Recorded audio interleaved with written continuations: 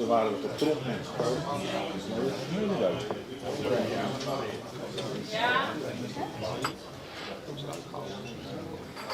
Ladies and gentlemen, on behalf of the Foundation BO2 Goedereede, I want to welcome you all on this very special day. Today we honor Arman Peterson, who was a rising star in the United States Army Air Forces. Colonel Pete was killed on the 1st of July, exactly 68 years ago. He was a natural born leader, loved by his men of the 78th Fighter Group, which he was a commanding officer of. But most of all, he was a son, a brother, a loving father and husband. In his time, he flew many planes. We saw that in all the files we retrieved from the National Archives. Just some, it's the A-17, it's the PT-9, just to name some, P-29. The 86, which we'll see later this day, performing a flight pass. P-36, P-40, just to name a few. With most of the planes, he visited his parents. When he was stationed in the area, he just took a plane and flew by. Arman was promoted to major, and he became the group commander of the 78th Fighter Group. They went to Duxford, they were reassigned to Duxford, and from this base he flew his first mission about April 8th. And on the 26th of May 1943, the airfield was officially handed over by the Queen Elizabeth and King George VI of England. Where we see Arman Peterson shaking hands with the Queen and the King. Here he is at the control tower, standing next to the Queen. And the mission of the 1st of July 1943, they were on a fighter sweep, which would be along the coast of the Netherlands, Belgium and France. And Arman led this mission like he did on every mission, because instead of leading the 78th Fighter Group from his desk, he took off on every mission, sometimes even twice a day. And this day he led the 4th, 56th and 78th Fighter Group, totaling 129 planes. And when they reached the Dutch coast, Arman sighted a group of German Focke Wulfs, and it's always in his calm voice, when he drove his fighter violently down on the leading German plane, asking a wingman to follow him. And with this first attack, he disarrayed the German aircraft, and he pulled up to gain height for a new attack. The last which was seen of him was disappearing him into the clouds, because it's asking if his wingman was still with him. But his wingman couldn't just keep up with him. It was the last that was seen of him. The next thing that was witnessed was a parachute, but that was the only thing. When the dogfight was over and the pilots returned to Duxford, and Arman was still back at the airbase, some of the pilots and the ground crew lined up their planes again, and without any order they flew a search mission to find Arman back, but unfortunately they didn't. Because what happened is that after he gained height for a new attack, he was attacked by this person on the left, which is veldwebel Martin Lascha. He's from the Jagerswaarder 1. We don't know how, or because Arman was a very experienced pilot, but he shot him down. And we also know this because of Martin Lascha's log we have. And in this log he writes on the 1st of July at about 1600 hours 4 that he shot down a P-47. And since the only loss of the Americans that day was Arman, he could find back that he was the one who shot down Arman. He bailed out and that he was shot down by a German soldier back on the ground. I will end with this. Arman Peterson as a young boy, later as a colonel, and his gravesite in Petro, Arizona, where he rests in peace today. So, Colonel Pete, as he was called by his pilots, lest we forget. In May 20th, 1915, my Uncle Arman was born in Thatcher, Arizona. He was welcomed into a family of 2 older brothers and 3 older sisters. And 3 years later, The youngest and last child was born, Laurel, whose son is over here. We always wondered where they got the name Arman. Well, my grandfather and his wife loved Shakespeare, and one time a wonderful Shakespearean actor came through town, and they thought he was the best performer of Shakespeare they had ever seen, and his last name was Arman, and thus the name Arman came about. Their father, who was called AC, taught them how to use a gun. He loved to go hunting. And so by the time the boys were in high school, they were excellent marksmen. He took his studies very seriously and had the highest grades in every subject. He was so well liked by his fellow students that he was chosen the president of the student body as well. During his junior high and high school years, he took a liking to playing the violin, and by the time he graduated from high school, he was an accomplished violinist. He practiced an hour every day, and he could have become a professional musician, following after the example of his grandfather in Chicago, who was a professional musician. In college, he was very involved in many activities. He was a debater, editor of the student newspaper, and twice was chosen the student body president.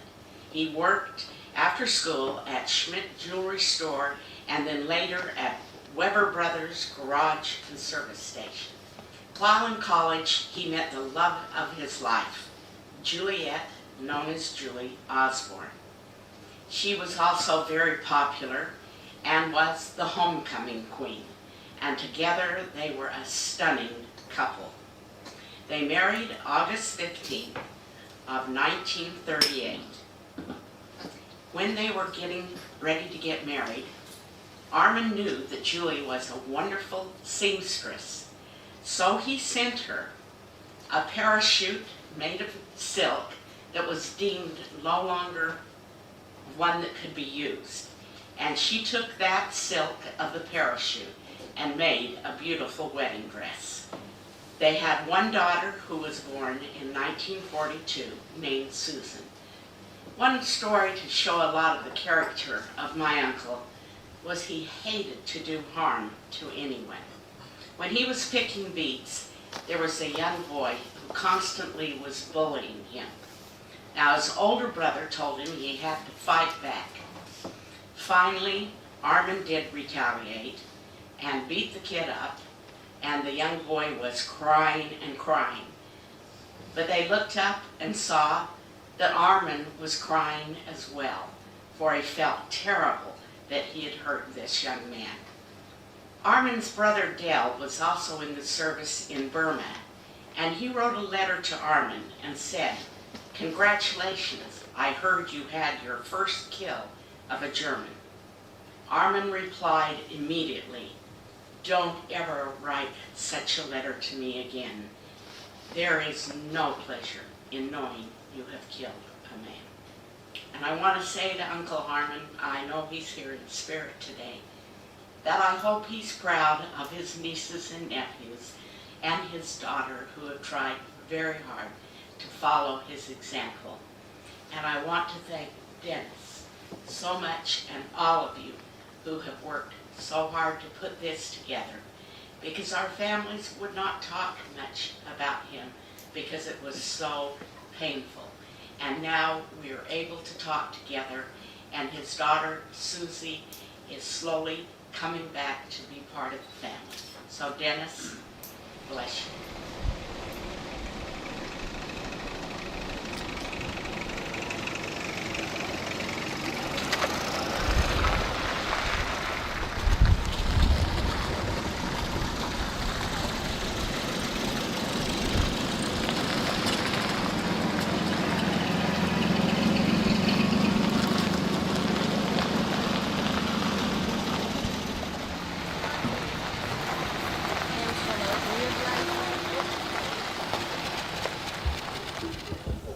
Goedendag mensen, alle hartelijk welkom op deze bijzondere dag. waar wij de kolonel, de Amerikaanse kolonel Peterson gaan eren. Dat doen we onder andere door het onthullen van dit monument. En na deze ceremonie gaan wij nog naar de Oostdijk, op de hoek van de Klaverseweg, Hofdijkseweg, waar wij nog het informatiepaneel zullen onthullen, waar kolonel Peterson om het leven is gekomen. Bij deze wil ik graag de burgemeester van de Velden uitnodigen voor het welkomstwoord. Ja, beste mensen, namens gemeente Goedereede een bijzonder welkom op deze bijzondere plek hier op de begraafplaats in Goedereede. Dennis zei het al, wij eren vandaag kolonel Arman Peterson. Hij heeft hier kort begraven gelegen op de plek waar straks het monumentje wordt onthuld. Wij zijn bijzonder verheugd dat een aantal familieleden van hem vanmiddag bij deze ceremonie aanwezig kan zijn. Er zijn 2 neven aanwezig van de heer Peterson en er is een nicht aanwezig van de heer Peterson.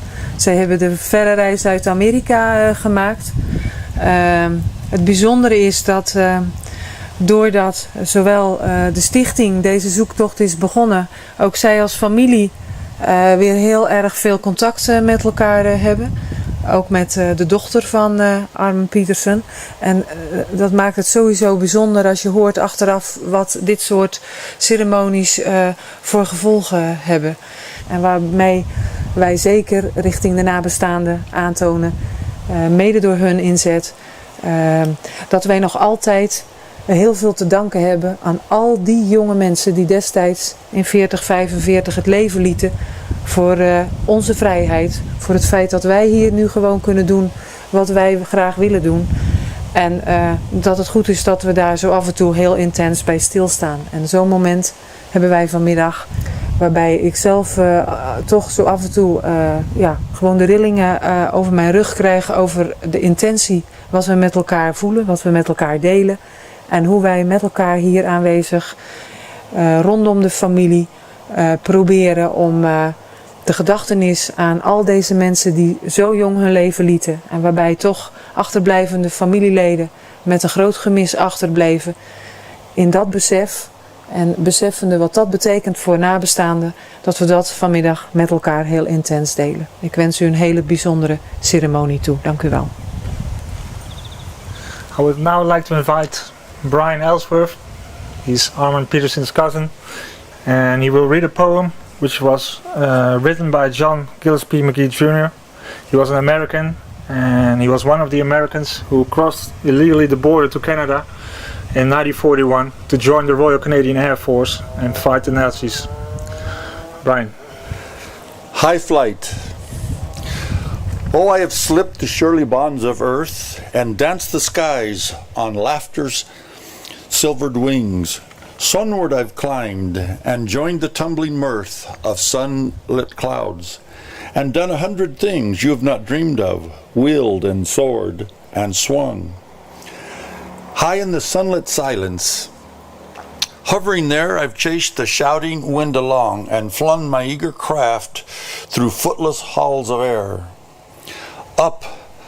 Up the long delirious burning blue, I've topped the windswept heights with easy grace, where never lark or ever eagle flew, and while with silent, lifting mind I've trod the high untrespassed sanctity of space, put out my hand and touched the face of God. I would now like to invite John Hales, Martha Ball, to unveil the monument.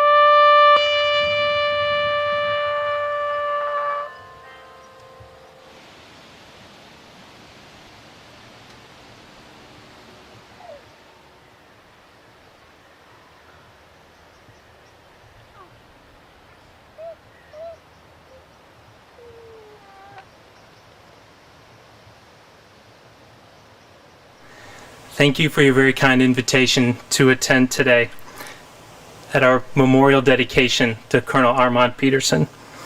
It's without a doubt an honor and a privilege to represent the United States of America and the United States Air Force. This is a day of remembrance and a day of thanks.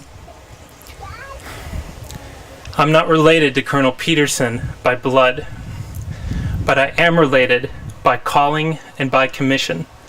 By calling as a pilot and by commission as an officer in the United States military. Those bonds are thick, and from those bonds, I speak to you today. On that day, he probably could have stayed on the ground in his office to take care of some of the thousands of responsibilities that fell to him. But that wasn't his way. The men under his command demonstrated how much they cared for him when, after he went missing, another Colonel Davis and 3 of his comrades staged immediately a search and rescue mission to try to find him. He was invaluable to the operations and to the morale of his unit. Thank you for your time, thank you for your invitation, and thank you for always remembering. You heard about Colonel Pete. To us, he was Uncle Arman. And I would think the 2 things that would describe him to all of us today: he was a flyer and he was a family member. As a flyer, he loved the thrill, he loved the challenge of flying aircraft. That was the Colonel Pete. To us, it was always Uncle Arman. He always had a smile on his face. He always made people proud. Hopefully this day will go on. You will remember, all of you, those in your lives that served, and whether they paid the ultimate price or not, they did what they were asked to do. Dennis, it's been a year and a half for me personally, looking forward to this day. But for the family of Colonel Peterson, Uncle Arman, it's been 68 years. So again, thank every one of you for being here today, sharing this important time with us, the Peterson family. And I sincerely hope every year you will see more of the Peterson family, as we want to become involved and see what you have done and see the final resting spot where Uncle Arman laid to rest. Thank you.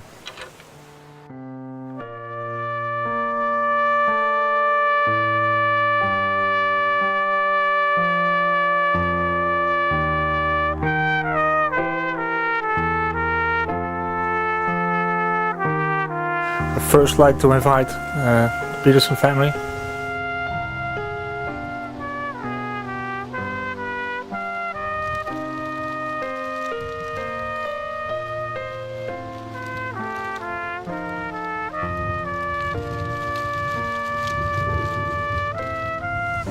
And on behalf of the United States Air Force, Captain Daniel Davis.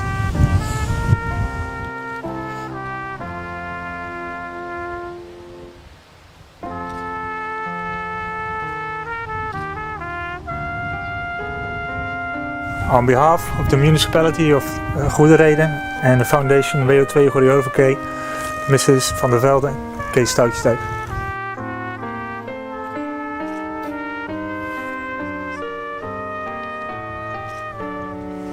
On behalf of the Dutch Royal Air Force, Warrant Officer Martin Snickers.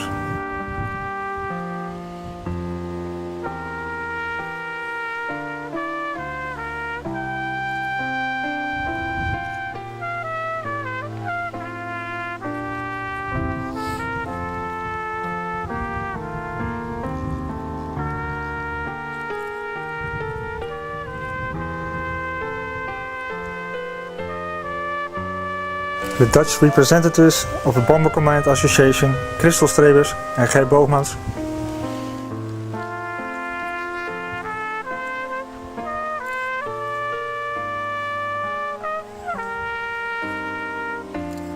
On behalf of Keep Them Rolling, Jan Rauw.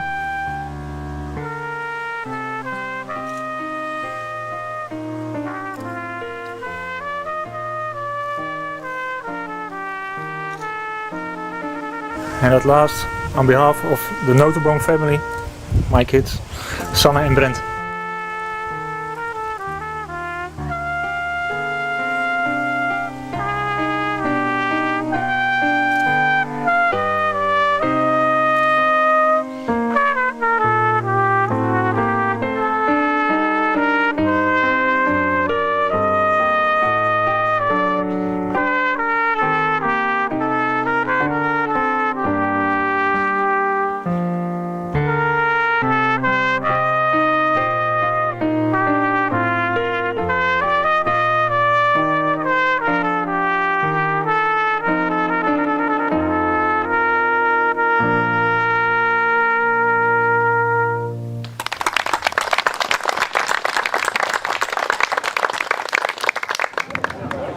Ladies and gentlemen, right on time, on the second.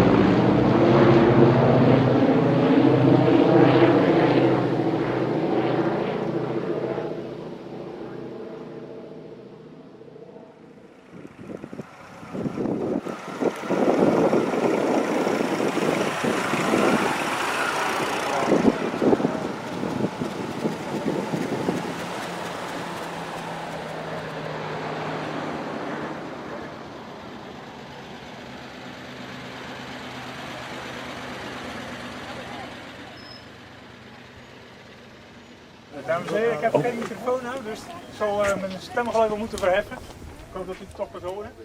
We zijn hier dus op de plaats beland waar kolonel Arman Peterson om het leven kwam. Hij is uit die richting gekomen, er stond een noordoostenwind. Ooggetuigen zagen hem ook hierheen dwalen, zeg maar. Nou, misschien heeft u het al gezien op uw weg hierheen, er staan daar een aantal Duitse bunkers. Dus we kunnen er wel vanuit gaan dat de Duitse troepen die hem beschoten hebben, daar gelegen waren. Ze beschoten hem dus, zijn parachute scheurde en hij stortte hier in het veld neer. John, Brian, Rosie, Martha, would you do the honors to unveil the information found?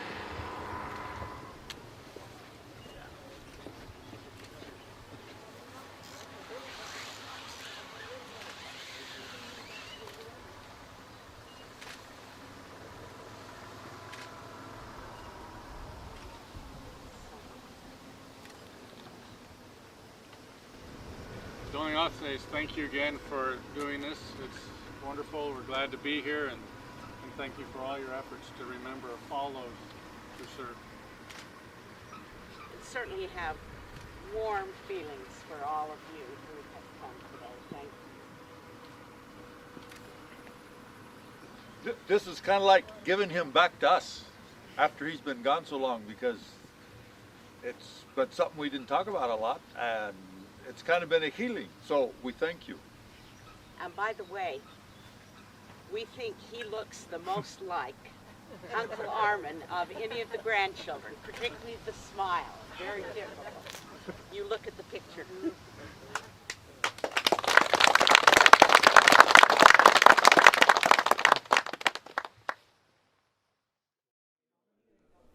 Oh, it is a culmination of many years of knowing about our Uncle Arman, but not knowing the details of how he actually died.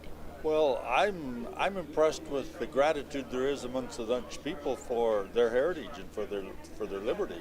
And to stand out there and look at the field and think of the thoughts that must have been going through his mind. Before it was just the war. He was gone in the war, and the war's huge. Where? Who knows? I mean, it was just in the sky. And now it's something tangible, a very specific place, some details. Maar ik heb dat zien gebeuren ook. Dus dat is heel indrukwekkend. Ja. En hoe oud was u, als ik mag vragen? 6 jaar. 6 jaar. Ja. But I'm so grateful to Dennis and all of the Dutch people for caring. Ja, elk geval heb je een apart verhaal. Nou, dit verhaal trok mij persoonlijk zeer aan. Ik ben er ook heel erg betrokken bij geraakt, ook met de familie. Dus voor mij is het eigenlijk, ik mag het haast niet zeggen, maar net zo bijzonder als voor de familie deze dag. Die bunkers die zaten daar overal en dan hoorde je dat schieten. Hè. Dat heb ik allemaal gehoord. We hadden natuurlijk om 4:10 hadden we een flyby. En ja, die komen gewoon om 4:10. Ja. En als je dan nog midden in een speech bezig bent, dat is niet netjes. Dus dat ging op zich, ja. I was able to share with some of my Dutch colleagues in the Dutch Air Force that I was coming out here, and they showed a great interest. And several of them knew, not of this event, but of the events around Holland that happened to commemorate, the people that gave their lives in the Tweede Wereldoorlog. Want als hij het vliegtuig verlaat, natuurlijk hoorde je een klap. En toen zagen we in één keer, ja, dat is een met apparatuur en dat vliegtuig dat ging verder. And also some of the Americans are quite interested that this sort of thing goes on, because in America, we have the history, but it's not right here. The geschiedenis isn't, we're not walking in it. Nou, je hebt het hele programma in je hoofd, dus ja, er gaan altijd wat dingetjes fout, maar die zien de meeste mensen niet. Maar over het algemeen, mogen niet klagen. Het is weer een geslaagde dag geweest, voornamelijk voor de familie. Dat is toch waar we het voor doen. And for those who didn't come, we took a lot of pictures. We were able to, we'll be able to tell them about it. And so it's a great honor to be here today to remember him and to learn from him also. In my preparation for my comments, I had to learn quite a lot.